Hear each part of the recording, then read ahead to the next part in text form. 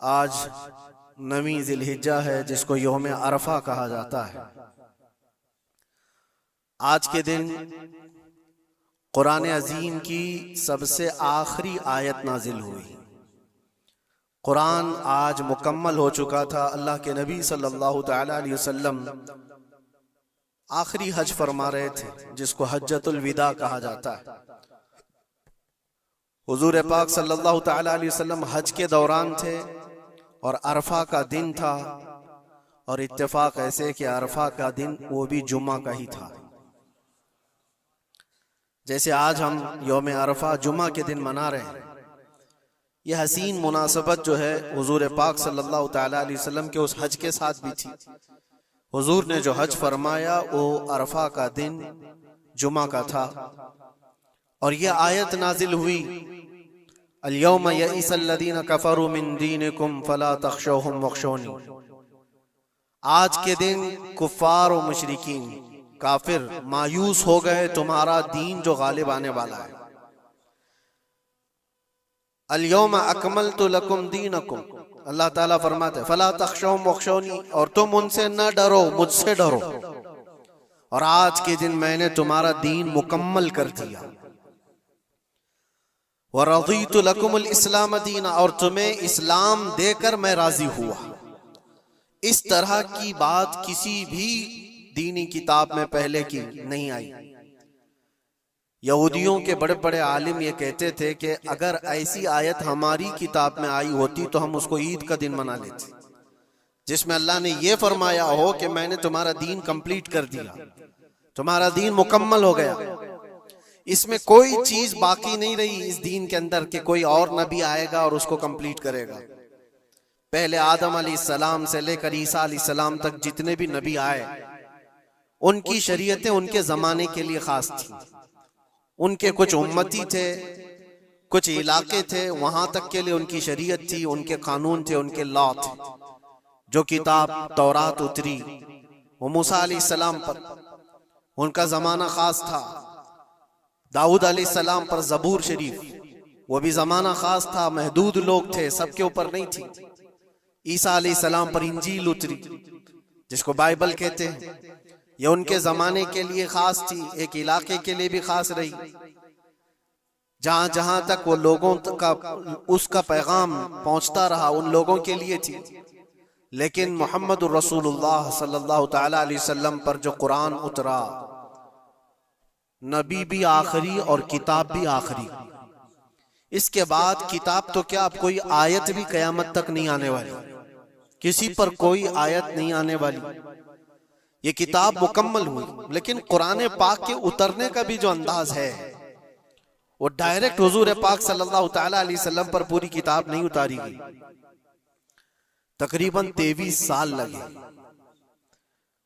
कभी एक आयत आती, कभी 2 आयतें, कभी 5 आयतें। मौके के एतबार से हजरत जिब्राइल अलैहिस्सलाम कुरान की आयतें लेकर उतरते थे और हुजूर पाक सल्लल्लाहु अलैहि वसल्लम को सुनाते थे, जिसको कहते हैं वही उतरना, वही का उतरना। ये कुरान पाक के नाजिल होने का जो प्रोसेस है वो 23 साल लग गए, 23 इयर्स। और 23 साल के बाद कुरान कंप्लीट हुआ। जब हुजूर पाक सल्लल्लाहु अलैहि वसल्लम की उम्र मुबारका 40 साल की थी, उस वक्त कुरान उतरना शुरू हुआ। जब आपकी उम्र मुबारका 63 साल की हुई तो कुरान कंप्लीट हुआ। और कंप्लीट किस दिन हुआ? यौम अरफा जुम्मा के दिन, जो आज का दिन था। कुरान मुकम्मल हो गया और आखिरी आयत ये नाजिल हुई। आखिरी आयत ये थी कि अल्लाह फरमाता है, आज के दिन मैंने तुम्हारा दीन मुकम्मल कर दिया और अपनी नेमतें तमाम कर दी और तुम्हें इस्लाम देकर राजी हुआ। एक बड़ी अजीब बात मैं आपको बताऊं, ये अरफा का दिन जो रसूल पाक सल्लल्लाहु अलैहि वसल्लम के हज का था, रिवायत में तकरीबन 1,20,000 के करीब सहाबा हुजूर के साथ हज कर रहे थे। एक बहुत बड़ा मजमा, उस जमाने में 1,20,000 लोगों का जमा होना। हुजूर पाक सल्लल्लाहु तआला अलैहि वसल्लम के साथ हर जगह, हर इलाके के लोग शामिल हुए और सहाबा वहां पर मौजूद थे। और हुजूर ने एक दस्तूर अता किया, एक कानून अता किया, जो आपका आखिरी खुतबा है, वो पूरी दुनिया के लिए मिसाल राह है। हुजूर ने जो अपना आखिरी खुतबा दिया था हज्जतुल विदा का, जिसमें जिंदगी गुजारने के ऐसे उसूल जो इससे पहले किसी ने दिए नहीं थे, वो सब के लिए फिट बैठते हैं आज भी। हुजूर ने फरमाया था औरतों के हुकूक पर, बच्चों के हुकूक पर, बूढ़ों के साथ मामलात पर, गुलामों के साथ सुलूक पर, सूद की हुर्मत पर, बहुत सारी ये तमाम चीजों का मजमुआ एक खुतबा था, हुजूर का आखिरी खुतबा। जब हुजूर ने ये खुतबा दिया और सारी बातें बयान की तो सहाबा तो खुश थे इस आयत के उतरने के बाद कि कंप्लीट हो गया कुरान, हमारा दीन मुकम्मल हो गया आज। ऐसा नहीं कि अभी और कोई हुक्म आने वाला है, जो आना था हो गया। तो सहाबा खुश थे, लेकिन हजरत अबू बकर सिद्दीक रज़ियल्लाहु ताला अन्हु रो रहे थे। एक किनारे पर आप जाकर के रो रहे थे। सहाबा ने आपसे पूछा कि आज तो हमारा दीन कंप्लीट हुआ, मुकम्मल हुआ और कुरान मुकम्मल हुआ है, तो आपको रोने की वजह क्या है, क्या जरूरत है? आपने फरमाया दीन तो मुकम्मल हुआ, कुरान भी कंप्लीट हुआ, लेकिन इसके बैकग्राउंड में तुम ये क्यों नहीं सोचते कि अब हुजूर पाक की जिंदगी का भी जो मकसद था वो मुकम्मल हो गया, अब हुजूर हमारे साथ नहीं रहेंगे। शायद हुजूर पाक सल्लल्लाहु ताला अलैहि वसल्लम इसके बाद ज्यादा हमारे दरमियान ना रहे, क्योंकि वो अल्लाह के रसूल थे। रसूल अपना पैगाम पहुंचाने के बाद फिर अपने रब के पास चला जाता है। ये बहुत गहरी सोच थी सिद्दीक अकबर रज़ियल्लाहु ताला अन्हु की। और हुआ भी ये कि इस हज के बाद हुजूर सल्लल्लाहु ताला अलैहि वसल्लम वापस मदीना तशरीफ ले गए और सिर्फ 2 महीने के बाद हुजूर पाक का विसाल हुआ।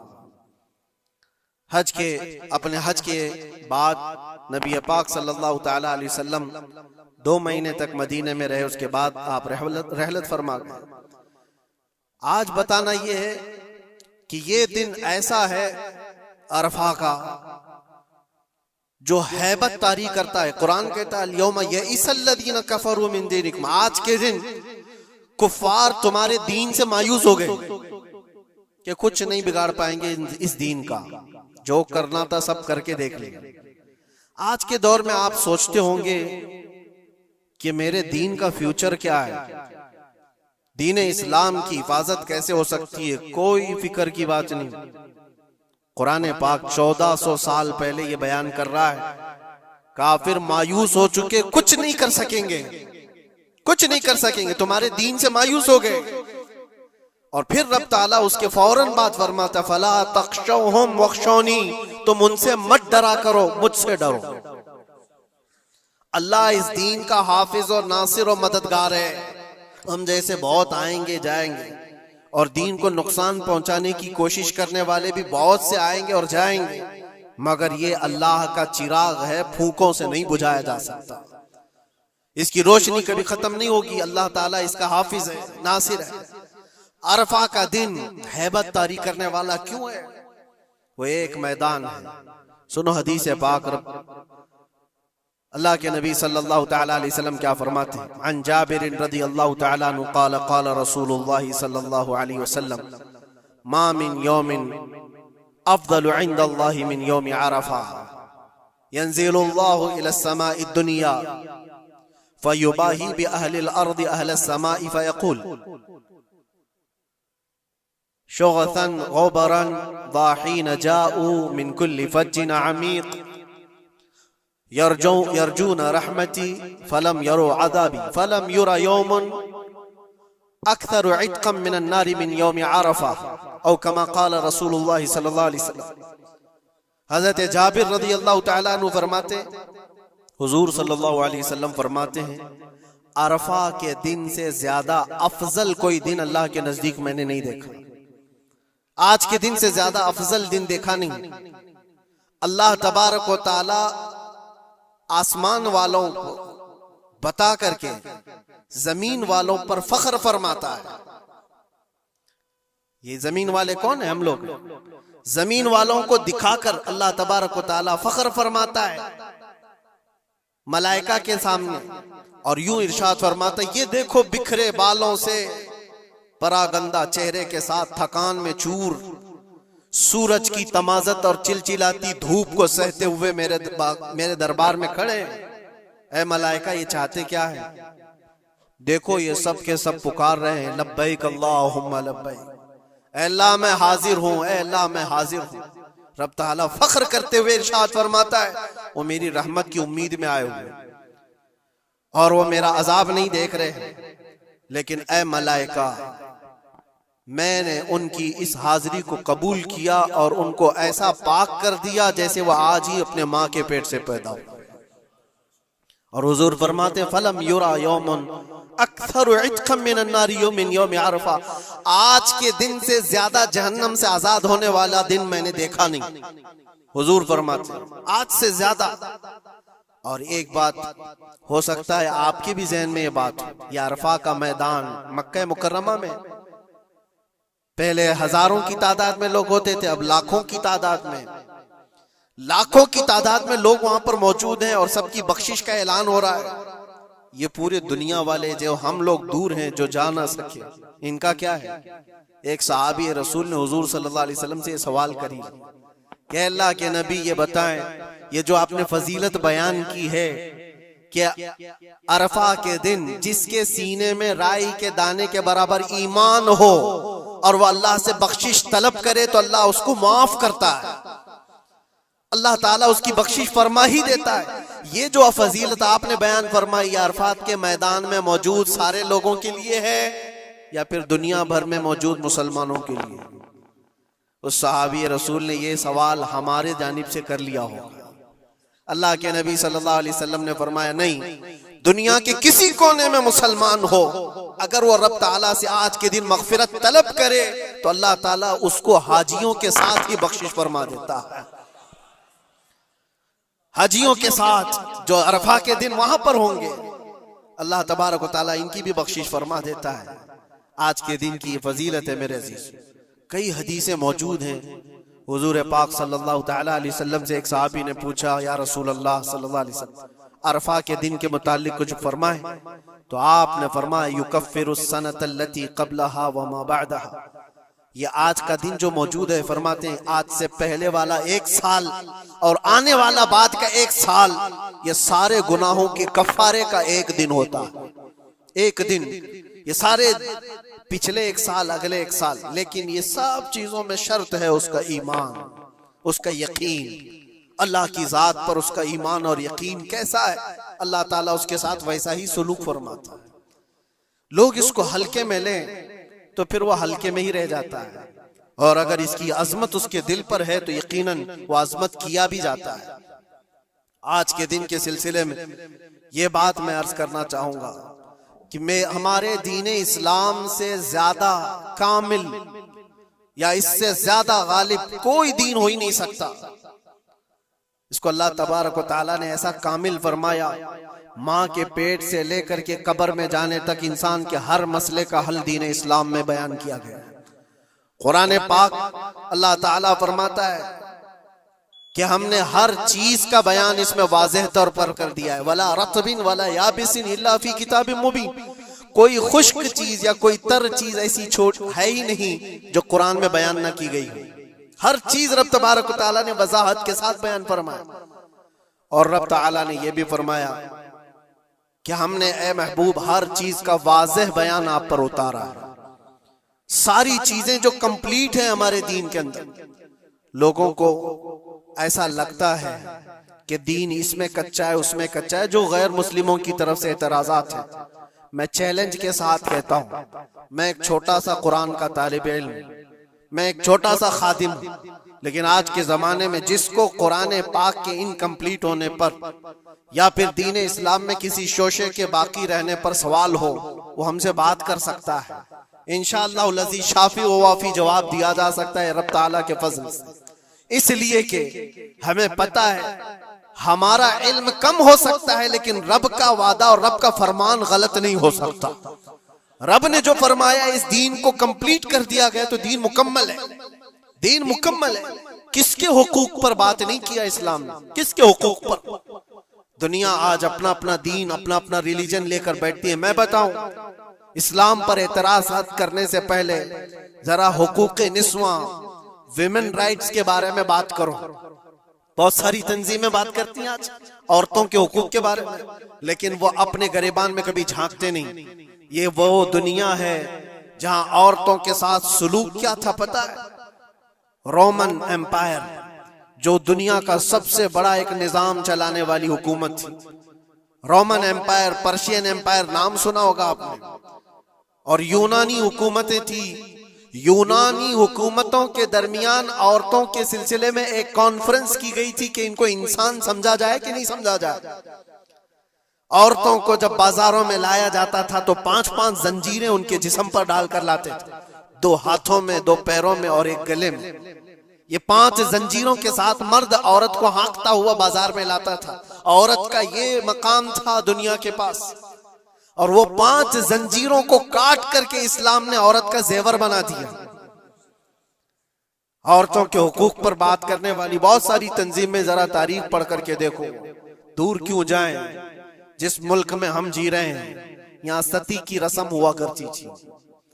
यानी किसी का पति मर गया हो तो औरत को जीने का हक नहीं था, बल्कि सती एक ऐसी रस्म थी। ऐसे एक रस्म का नाम है कि शोहर के इंतकाल के बाद जिंदा औरत को भी जला दिया जाता था। औरत को भी जल जाना था। चंद दिनों के बाद फिर माहौल तब्दील हुआ तो इसमें थोड़ा सा अपग्रेड किया हुआ था मामला कि अब जलाया नहीं जाएगा, लेकिन उसको मुआशरे से दूर जंगलों में छोड़ दिया जाएगा। औरत जिंदा तो रहेगी लेकिन मुआशरे में नहीं रहेगी। बेवा औरत के लिए मामला था। बेवा औरत को अपशगुन समझा जाता था। वो आज भी बहुत सारे जाहिलों के दरमियान मौजूद है ये रस्म। कोई बेवा औरत आई तो लोग ये समझने लगते हैं कि घर में अपशगुन हो जाएगा। ये सारे मामला औरतों के हुकूक के सिलसिले में किसने खत्म किया है? ये सारे रस्म और रिवाजात। और यहूदियों के यहाँ क्या था, ईसाइयों के यहाँ क्या था? उनके यहाँ ये था कि औरत अगर नापाकी के दिन में आ जाए, जो उसके मंथली पीरियड्स के दिन होते हैं, तो औरतों को अस्तबल में रखा जाता था, जहां घोड़े बांधे जाते थे, जहां जानवर होते थे। उनका बर्तन अलग, उनका गिलास अलग, उनका चम्मच अलग, उनके खाने की चीजें अलग हो जाती थी। या औरतों के साथ मामलात यहूद किया करते थे, यहूदी करते थे। आज पूरी दुनिया में ये एतराजात उठाए जाते हैं कि इस्लाम औरतों को 4 दीवारी के अंदर रखता है। जालिमों, तुम्हें पता नहीं ये इस्लाम ही है जिसने जन्नत को औरत के कदमों के नीचे रखा। अल जन्नतु तहत अक़दामिल उम्महात, मेरे आका ने फरमाया है लोगों तुम्हारी जन्नत तुम्हारे माँ के कदमों के नीचे। इसको बहन की शक्ल में क्या फरमाया और बीवी की शक्ल में क्या मकाम दिया, जरा पढ़ करके तो देखो इस्लाम को। एक लुकमा भी अगर खिलाते हो बीवी को तो सदके का सवाब रखा गया। बहन की दुआ भाई के हक में ऐसे कबूल होती है जैसे कोई खाने काबा के पास दुआ कर रहा हो। और बेटी की दुआ, बेटी के लिए क्या फरमाया? मेरे आका फरमाते हैं जिसने अपनी एक बेटी की परवरिश की और उसको सही जगह पर शादी करके दिया, मेरे आका फरमाते हैं उस पर मेरी शफाअत वाजिब है, उस पर जन्नत है। ये औरतों के हुकूक इस्लाम ने दिए, कहां से उठाकर कहां रख दिया। और जो बेवाओं के साथ सुलूक था, बेवा को अपशगुन माना जाता था। 1-2 नहीं 10-10 बेवा औरतों से मेरे आका ने निकाह फरमाया। सैयदुल अंबिया हैं, सैयदुल रसूल हैं। अरे हुजूर पाक सल्लल्लाहु अलैहि वसल्लम चाहते ना तो बड़े बड़े बादशाहों की बेटियां हुजूर के हरम में आ जाती। हुजूर पाक सल्लल्लाहु ताला अलैहि वसल्लम के निकाह में आती हुजूर अगर चाहते। और अरब लोग ये पेशकश कर भी चुके थे। अरब जो है आकर हुजूर से कहे भी थे कि तुम जवान हो मोहम्मद, अगर तुम चाहो तो सबसे हसीन लड़कियां दुनिया की तुम्हारे पास लाकर रख देंगे। सबसे हसीन लड़कियां, सबसे मालदार लड़कियां, किसी बादशाह की बेटी हो या किसी बहुत बड़े अमीर जाती हो, कोई अमीर जाती हो, दोशीजा हो, तुम्हारे यहाँ लाकर रख देंगे। अरबों ने कहा था बस एक शर्त है, तुम ये दीन की दावत देना छोड़ दो, तुम ये इस्लाम की बात करना छोड़ दो, तुम्हारे लिए हर तरह का हुस्न लाकर रख दिया जाएगा। मेरे आका ने उनकी इस पेशकश को ठुकरा करके 25 साल की उम्र में 40 साल की बेवा से निकाह फरमाया था। ये हुजूर पाक सल्लल्लाहु ताला अलैहि वसल्लम ने औरतों के हुकूक नहीं बयान फरमाए। और आखिरी खुतबे में भी हुजूर ने ये हुकूक बयान किए अपने जाने से पहले। औरतों के मामलात में मैं तुमको अल्लाह से डराता हूँ कि उनके साथ हुस्न सुलूक करो। इस्लाम में कोई चीज बाकी नहीं छोड़ी हुजूर। ये आखिरी खुतबा था हुजूर का आज के दिन, अरफा के दिन हुजूर ने ये फरमाया था कि आज के दिन मैं ऐलान करता हूं, कोई गोरा काले से अफजल नहीं, कोई अरबी अजमी से अफजल नहीं, तुम सब के सब कुल्लुकुम मिन आदम व आदम मिन तुराब, तुम सब के सब आदम से पैदा किए गए हो और आदम को मिट्टी से बनाया गया। ये हुजूर पाक सल्लल्लाहु अलैहि वसल्लम ने फरमाया इक्विलिटी, बराबरी, यकसा हुकूक। दुनिया जो कहती है कि सबको बराबर के हुकूक होना चाहिए, सब ढकोसले हैं, दावे हैं, किसी के यहाँ कोई बराबरी नहीं। बराबरी किसको कहते हैं पता है? बराबरी इसको कहते हैं कि ईरान से किसरा का कोई कासिद आया था मदीने में हजरत उमर के जमाने में, ये ढूंढने के लिए कि बादशाह का महल कहाँ है। मदीने में लोगों से पूछा कि तुम्हारा बादशाह रहता कहाँ है, तो लोग हंस करके कहे हमारा बादशाह होता ही नहीं। कहा फिर क्या होता है? कहा अमीरुल मोमिनीन। कहा अच्छा वही अमीरुल मोमिनीन, उसका महल कहाँ होता है? फिर लोग हंस पड़े, कहा उसका महल नहीं होता है, उसका महल ही नहीं होता है। कहा फिर कहाँ है? कहा देखो वो पीपल के झाड़ के नीचे सो रहा होगा। ईरान का कासिद आया हुआ है जिनकी पूरी फौज में सरसरी छा जाती थी उमर इब्न खत्ताब के नाम से, वो पीपल के झाड़ के नीचे सो रहा है। वो आया और जाकर के देखा तो एक दरख्त के नीचे हजरत उमर फारूक नंगी पीठ आराम फरमा रहे। बराबरी की बात ये दुनिया करती है, लेकिन कोई इक्विलिटी किसी का नहीं है। हमने बहुत सारे मुल्क देखे, बहुत सारी जगहों पर हमने देखा है अमीरों के लिए अलग कानून है, गरीबों के लिए अलग कानून है। बादशाह का बेटा जुर्म करे तो उसके लिए 100 खून माफ है, गरीब अगर छोटी सी भी जुर्म करे तो सालों वो सलाखों के पीछे रह सकता है। ये इक्विलिटी की बात दुनिया करती है, और इस्लाम जिस इक्विलिटी की बात करता है वो क्या है? नबी पाक सल्लल्लाहु ताला अलैहि वसल्लम अपने आखिरी दिनों में, या आखिरी दिन है, सहाबा को जमा करके फरमाते हैं कि मेरे जाने का दिन करीब आ चुके, तुम में से किसी का कोई हक बाकी है तो मुझसे ले सकता है। कोई हक बाकी है, वो सैयदुल अंबिया है, जिनकी एक जुबान पर अल्लाह तबारक व तआला किसी को जन्नत अता करे। वो रसूल कहता है कि तुम में से किसी को कोई हक बाकी है तो ले सकता है। सहाबा खामोश थे, लेकिन एक सहाबी खड़े हो गए, कहा मेरा एक हक बाकी है। ऐसा भी ये दीन है, हुजूर से कहते मेरा हक बाकी है। हुजूर ने फरमाया क्या बाकी, आज ले सकते हो। उन्होंने कहा पैसा नहीं, दौलत नहीं। एक बार याद है जंग में जाने के वक्त आप सफ़ें दुरुस्त कर रहे थे, सफ़ें दुरुस्त करते हुए मैं थोड़ा सफ से आगे आ गया था और आपके हाथ में छड़ी थी और आपने मुझे छड़ी से मारा था और मैं आज वो बदला लेना चाहता हूं। अल्लाह अकबर, रोंगटे खड़े हो जाते हैं सुनकर। उन्होंने जैसे ही कहा सहाबा की गर्दनें तन गई। कहा कौन है जो सैयदुल अंबिया से बदले की बात करता है? हजरत उमर तलवार निकालते। हुजूर ने फरमाया खामोश उमर, ये इस्लाम है, ये इस्लाम है, अंदर रखो। और साहबी से कहा इजाजत है, तुम बदला ले सकते हो। हुजूर पाक सल्लल्लाहु ताला अलैहि वसल्लम खड़े हो गए। वो साहबी आगे आए और कहा कि मैं बदला इस सूरज में लूंगा कि जिस वक्त आपने मुझे मारा था उस वक्त मेरे बदन पर कोई कपड़ा नहीं था, मैं सिर्फ लुंगी पहना हुआ था, तहबंद थी, ऊपर का जिस्म मेरा खुला हुआ था, मेरे जिस्म पर कोई लिबास नहीं था, ऊपर सिर्फ तहबंद पहना हुआ था। मैं चाहता हूं कि आप भी सिर्फ तहबंद पर हो, आपका जुब्बा निकाल दीजिए आप। हुजूर पाक सल्लल्लाहु अलैहि वसल्लम ने कोई ताखीर नहीं फरमाई, फौरन अपना जुब्बा उतार दिया। सहाबा देख करके हैरत ज़दा थे, सबके जिस्मों पर कपकपी थी, ये कौन बंदा है महबूबे खुदा की बारगाह में इस तरह की बात करता है। अल्लाह तबारक व तआला जिसके लिए हुक्म फरमाए, जिब्राइल जिसके कदमों का बोसा ले, आज वो सैयदुल अंबिया के सामने बदले की बात कर रहे। सब हैरत ज़दा थे, लेकिन फरमान था मुस्तफा का, किसी ने कुछ नहीं कहा। हुजूर ने जुब्बा उठा दिया। वो सहाबी बढ़ कर के आए, पीछे की तरफ आए और हुजूर पाक के दो कंधों के बीच में जो मोहरे नबुव्वत थी उसको चूम करके बोसे लेने लगे और कहा फुस्तु बिरब्बिल काबा, रब्बे काबा की कसम मैं अपनी मुराद को पहुंच गया।